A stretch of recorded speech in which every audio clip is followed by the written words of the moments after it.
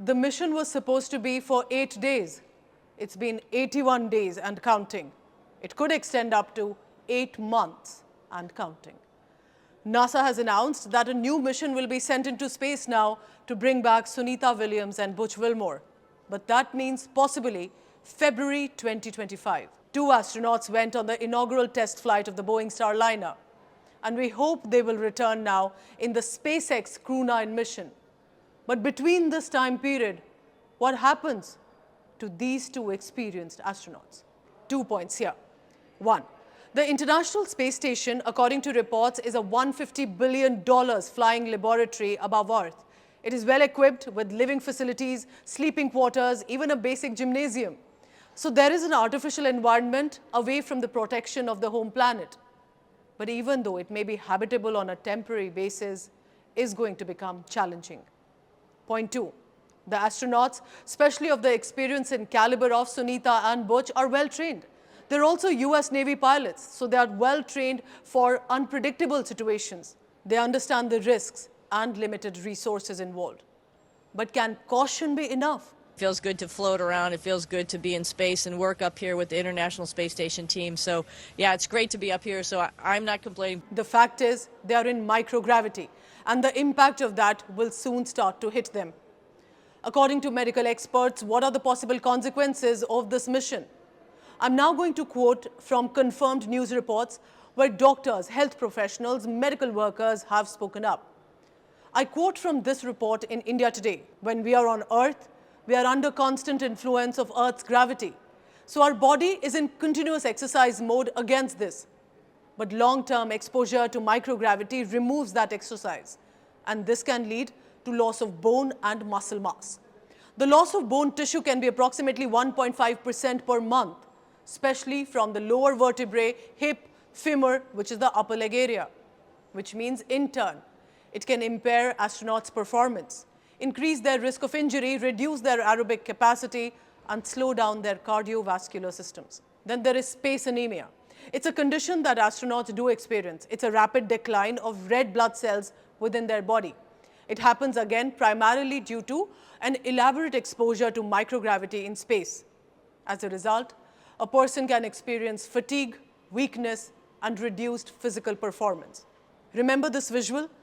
You can notice how the face does not look the usual, and this was barely after the return was delayed.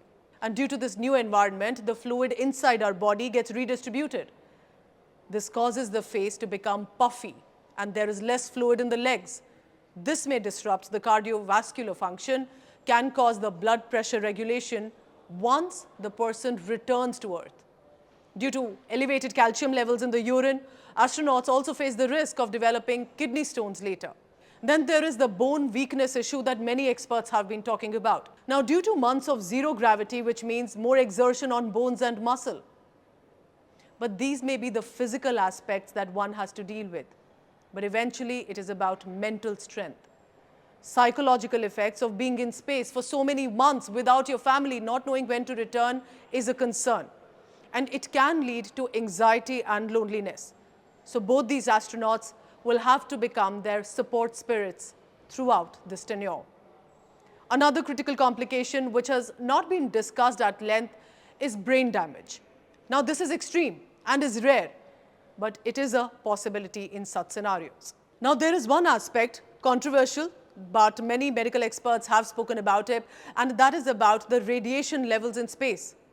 In 1 week, Sunita Williams and Butch Wilmore could be exposed to 1 year's worth of radiation on Earth, if we make that comparison.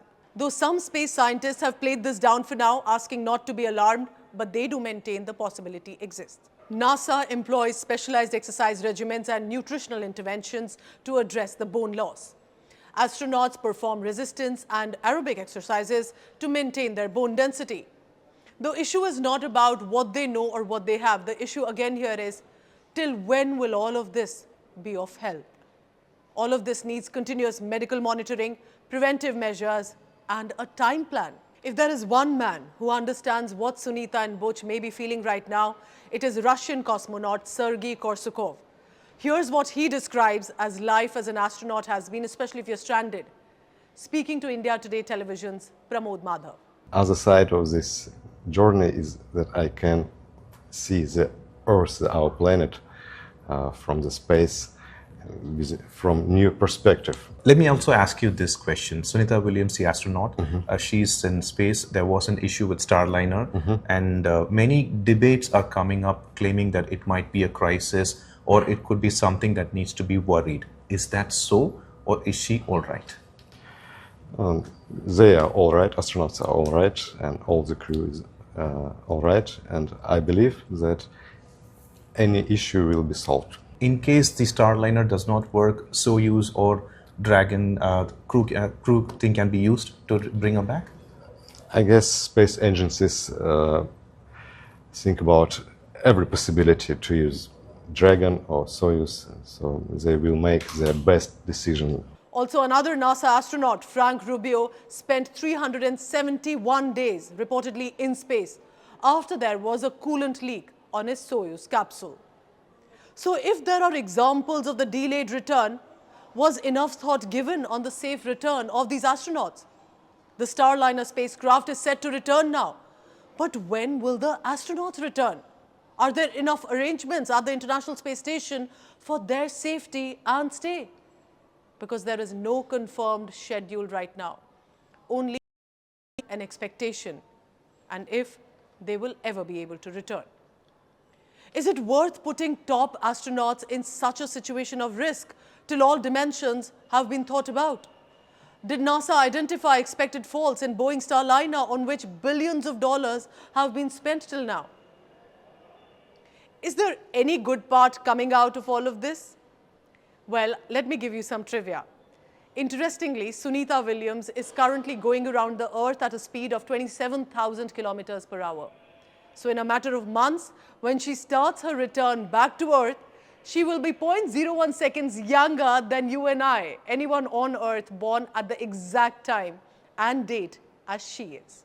So while the NASA ensures that they have a plan B in place and they will do whatever it takes to bring the two astronauts back, the question is specifically about their safety and security, not just about space missions, but two human beings in space right now stranded, waiting to be reunited with their family members. Thank you for watching this episode of Homeland.